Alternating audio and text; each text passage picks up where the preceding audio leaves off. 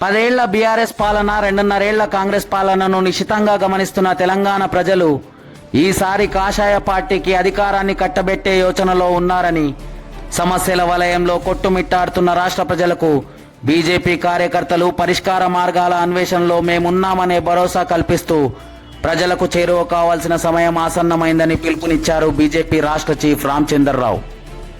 రంగారెడ్డి జిల్లా షాద్నగర్ పట్టణంలోని AB complex వేదికగా బీజేపీ రంగారెడ్డి జిల్లా కార్యవర్గ సమావేశానికి ముఖ్య అతిథిగా హాజరైన ఆయన ఫీజుల బకాయి, బీజేపీ లడాయి పోస్టర్ ఆవిష్కరణ అనంతరం కార్యకర్తలను ఉద్దేశించి మాట్లాడారు.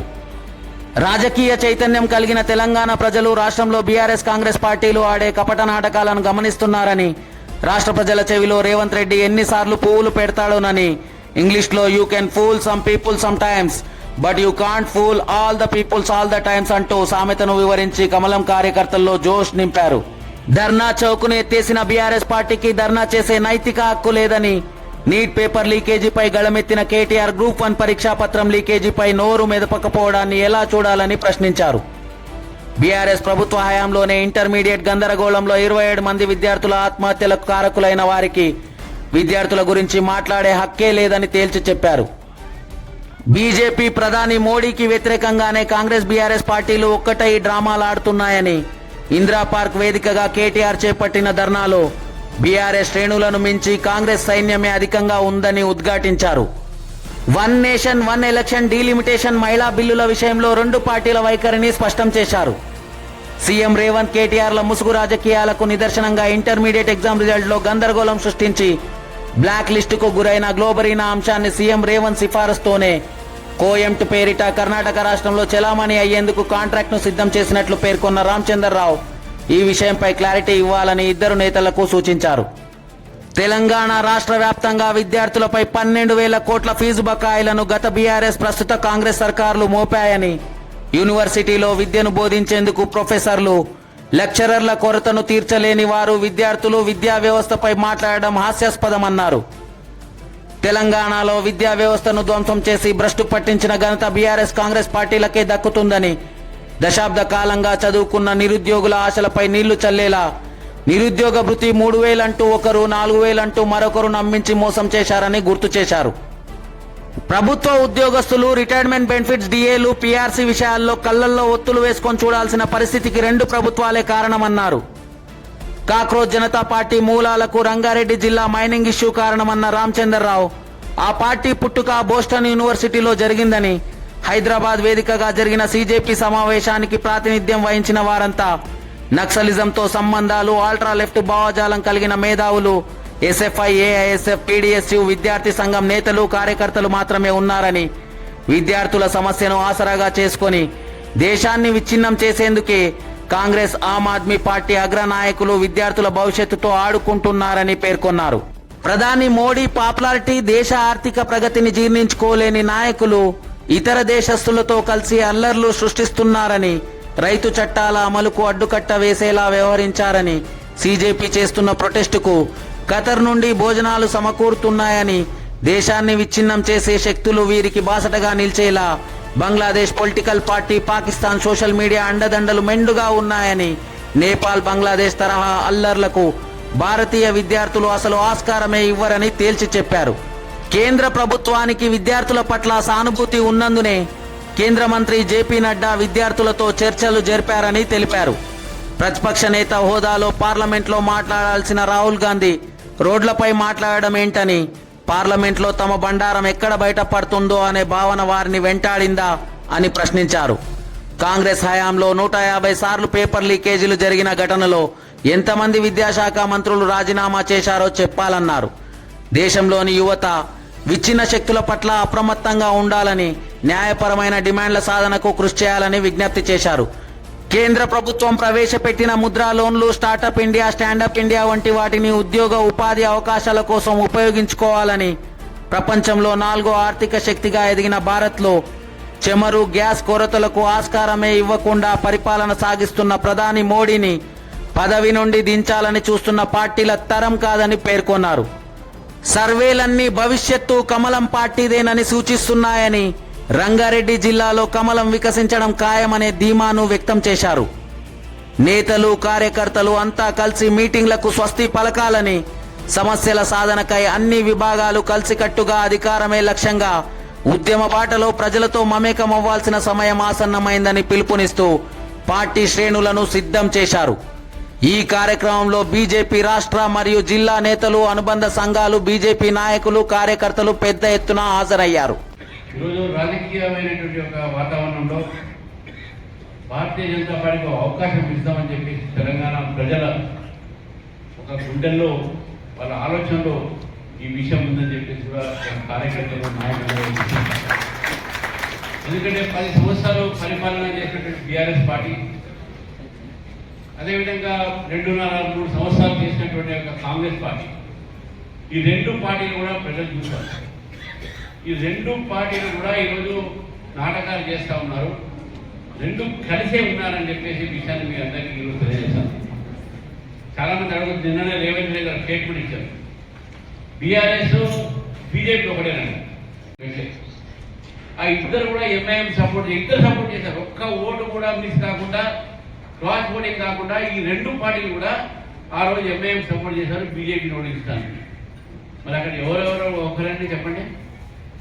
కాంగ్రెస్ బీఆర్ఎస్ ఒకటే స్పష్టంగా మనకు కనబడతా ఉంది. రేవంత్ రెడ్డి గారి ఎన్నిసార్లు చెవులు పెడతారో అందరికీ తెలియదు, కానీ వారికి ఒక మాట చెప్పదలుస్తున్నాను. ఇంగ్లీష్లో ఒక సామెత ఉంది, you can fool some times some people some times, but you can't fool all the people all the time అని. తెలంగాణ ప్రజలు రాజకీయ చైతన్యంతో ఉన్న ప్రజలు, మీ నాటకాలన్నీ కూడా కనబడతా ఉన్నాయి. ఈరోజు కేటీఆర్ గారు అక్కడ ధారణ చౌక్లో నేను అడుగుతా ఉన్నాను, కేటీఆర్ గారు మీరు చేయండి, అది ప్రజాస్వామ్యం అందరికీ హక్కు ఉన్నది, మీరు అక్కడ చేస్తారా, ట్యాంక్ బండ్లు చేస్తారా, అది మీ ఇష్టం. కానీ మీ ప్రభుత్వమే ధారణా చౌక్ ఎత్తేరని చెప్తే హైకోర్టు వల్ల ధారణా చౌక్ ఉంది. మీకు ఎక్కడ ఆ ధారణా చౌక్ లో మీకు ధారణా చేసే అధికారమే లేదు. ఈరోజు నీటి లీకేజ్ గురించి మాట్లాడుతున్నారు, గ్రూప్ 1 లీకేజ్ అయింది మీ దగ్గర కదా, దాని గురించి ఎందుకు మాట్లాడారు కేటీఆర్ గారు అని చెప్తా ఉన్నాను.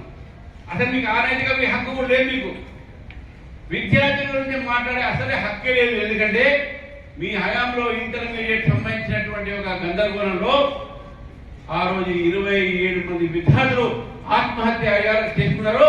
ఆ చావు అన్నిటి కారణాలు మీరు, మీ ప్రభుత్వం అని చెప్పేసి తెలియజేస్తారు. మీకు ఏం అధికారం ఉందని చెప్పేసి ఈరోజు ధారణ పెట్టారు. అసలు బీఆర్ఎస్ క్యాడర్ లేదు. అక్కడ పోయిన వాళ్ళందరూ కూడా ఎమ్మెల్సీ కాంగ్రెస్ వాళ్ళే, అది మనం గుర్తుపెట్టుకోవాలి. ఈరోజు బీఆర్ఎస్ చేస్తున్న ధారణ ఇందిరా పార్క్ లో అక్కడ జనమంతా కూడా కాంగ్రెస్ జనం, ఆ రేవంత్ రెడ్డి, కేటీఆర్ కలిసి డ్రామాలు ఆడుతా ఉన్నారు మోదీ గారిని బదనాం చేయడానికి. ఈ 2 పార్టీలు కూడా మోదీకి వ్యతిరేకం, ఈ 2 పార్టీలు కూడా బీజేపీకి వ్యతిరేకం. ఎప్పుడైనా సరే మోదీ గారి మీద, బీజేపీ మీద ఏదైనా అంశం వస్తే ఈ 2 పార్టీలు ఒకటే అవుతాయి. 1 నేషన్ 1 ఎలక్షన్స్ ఇద్దరు వ్యతిరేకిస్తా ఉన్నారు. ఉమెన్ రిజర్వేషన్ ఇద్దరు వ్యతిరేకిస్తా ఉన్నారు. డీలిమిటేషన్ ఇద్దరు వ్యతిరేకిస్తా ఉన్నారు. మరి ఇద్దరు ఇన్నిసార్లు కలిస్తే ఎమ్మెల్సీ ఎలక్షన్ మీద కలిసి అంటే అన్నింటిలో కలిసి చివరికి ఒక మాట చెప్తానని ఈరోజు రేవంత్ రెడ్డి గారు, కేటీఆర్ గారు ఇద్దరు ముసుగులో గుర్తాలు చేస్తా ఉన్నారు గ్లోబరీనా విషయంలో. ఈ గ్లోబరీనా కంపెనీ అది ఎవరిది ఏంటి దాని మీద మాట్లాడగానే ఆ company intermediate election exams results గందరగోళం చేసిన తర్వాత 27 మంది ఆత్మహత్య చేసుకున్న తర్వాత ఆ కంపెనీని బ్లాక్ లిస్ట్ చేస్తే ఒక కొత్త పేరు పెట్టుకున్నారు, కోయంట్ అని, COEMT, కోయంట్.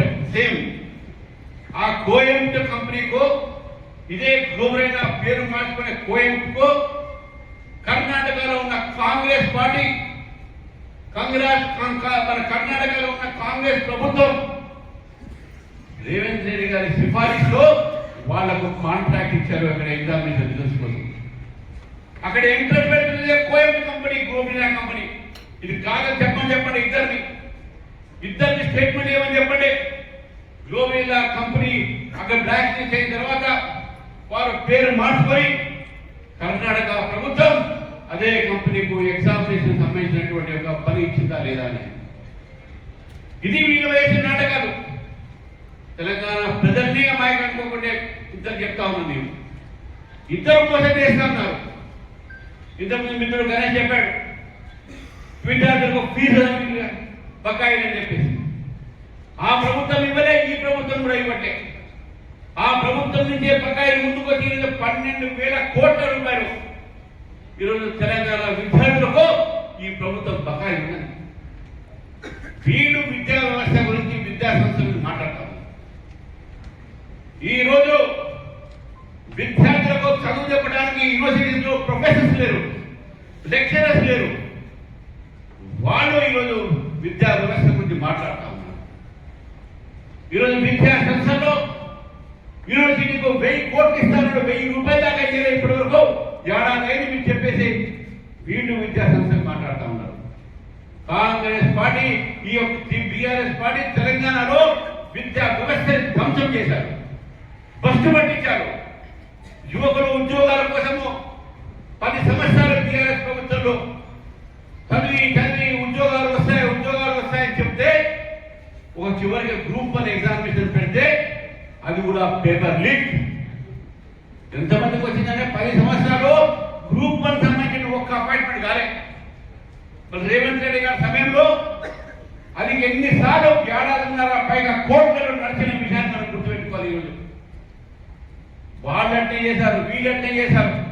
వాళ్ళు యువకులకు మోసం చేసి ఉద్యోగాలు ఇవ్వలే, వీళ్ళు కూడా యువకులను మోసం చేసి ఉద్యోగాలు ఇవ్వలేదు. ఆ రోజు కేసీఆర్ గారు 3,000 రూపాయలు నిరుద్యోగ భత్తా ఇస్తాడు. ఈ పెద్ద మనిషి మహానుభావుడు ఎలక్షన్స్ లో నేను 4,000 ఇస్తాడు. 4 రూపాయలు కూడా లేని పరిస్థితిలో ఈయనున్నాడు. ఇప్పుడు ప్రభుత్వ ఉద్యోగస్తులు ఈరోజు రిటైర్మెంట్ అయితే రిటైర్మెంట్ బెనిఫిట్స్ లేవు. ప్రభుత్వ ఉద్యోగస్తులకు 6 DA రావాలి. పిఆర్సీ ఎప్పుడు ఇంకా అమలు కాలేదు. పిఆర్సీ అమలు కాలే, డిఏలు కూడా 6 DA రావాల్సిన పరిస్థితిలో ఈరోజు ప్రభుత్వ ఉద్యోగస్తులు ఈ ప్రభుత్వ నిర్ణయం కోసం విధులు చూస్తా ఉన్నారు. 2 ప్రభుత్వాలు కూడా ఈరోజు బీఆర్ఎస్ ప్రభుత్వం, కాంగ్రెస్ ప్రభుత్వం, ఈ 2 తీరును కూడా ప్రజలు గమనించారు తెలంగాణలో. అందుకే భారతీయ జనతా పార్టీ వాళ్ళు ఏం చూస్తా ఉన్నారు, వీరు ప్రజాస్వామ్యం గురించి మాట్లాడుతూ ఉన్నారు. కాక్రోచ్ జనతా పార్టీ ఏంట అక్కడ, ఈ కాక్రోచ్ జనతా పార్టీ సంబంధించినటువంటి పదము దానికి కారణమైంది రంగారెడ్డి జిల్లా. ఎంత చెప్తాను, ఇక్కడ రంగారెడ్డి జిల్లాలో ఒక మైనింగ్ కేసు, ఇక్కడ మైనింగ్ అసోసియేషన్ వాళ్ళ మీద ఒక కేసు పెడితే public interest litigation case high court, Telangana హైకోర్టులో, దాని వ్యతిరేకంగా సుప్రీంకోర్టులో ఒక వ్యక్తి దాన్ని అడ్వకేట్ పార్టీ పర్సన్ ఆర్గ్యూ చేస్తూ ఉంటే అతను ఆర్గ్యుమెంట్ చేయలేకపోతే జడ్జికి డౌట్ వచ్చింది, నేను అడ్వకేట్ అయినా కాదా అని. బార్ కౌన్సిల్ పిలిపించి ఈయన అడ్వకేట్ కానట్టుంది, ఇదేదో బ్లాక్ మెయిల్ కోసం పబ్లిక్ ఇంట్రెస్ట్ లిటిగేషన్ పెట్టినట్టుంది అని చెప్పి ఒక మాట అన్నాడు chief justice of India.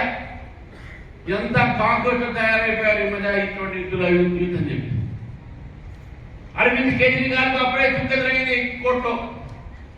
Court నేను మార్చుకుంటా అంటే జడ్జి గారు ఒప్పుకోలేదు, మార్చుకుంటారు వీలేదు, నువ్వు నా మీద ఏం చెప్పినా ఇక్కడ ఆ జడ్జి మీద కోపం పెట్టుకొని యావత్ న్యాయ వ్యవస్థని పట్నం చేయడానికి ఆయన వాడిన పదం కాక్రోచ్ ని ఈరోజు కాక్రోచ్ జనతా పార్టీ పెట్టినటువంటి, ఇది మన న్యాయ వ్యవస్థని హేళన చేయడానికి పెట్టినటువంటి పేరు.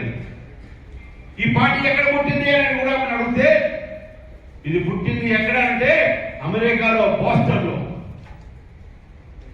బోస్టన్లో పుట్టినటువంటిగా కాంగ్రెస్ జనతా పార్టీ. ఇది కొత్త పార్టీ ఏం కాదండి. హైదరాబాద్ లో కూడా వీళ్ళు మీటింగ్ పెట్టారు.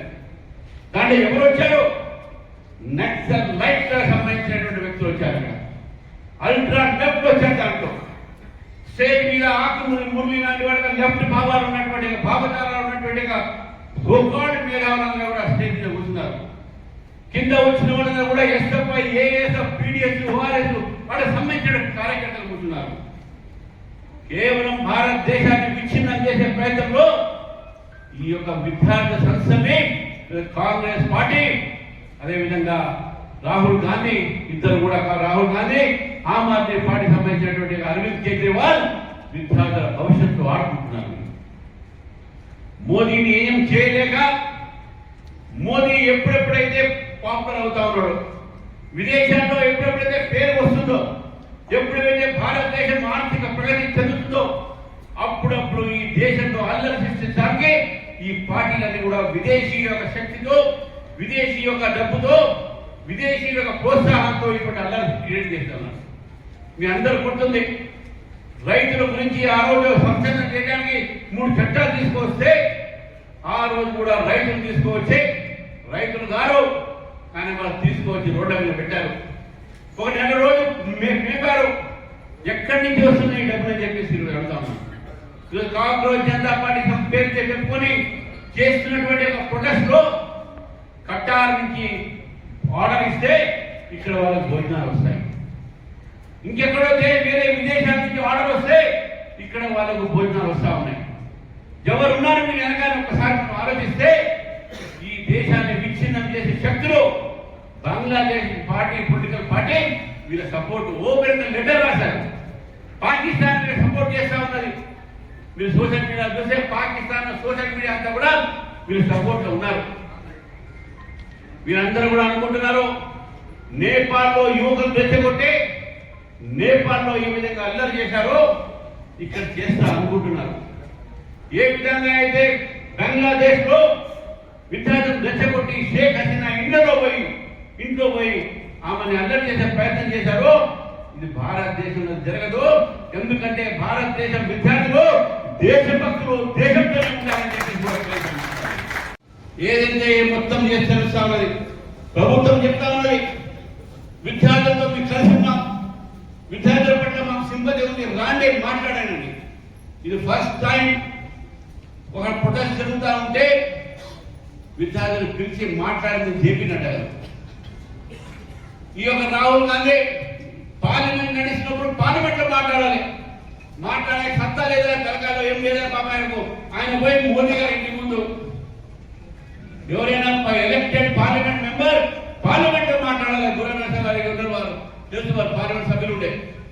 పార్లమెంట్ లో మాట్లాడకుండా రోడ్డు మీద, ఎందుకంటే పార్లమెంట్ లో మాట్లాడితే వీళ్ళ బండారాలు బయటపడతాయి.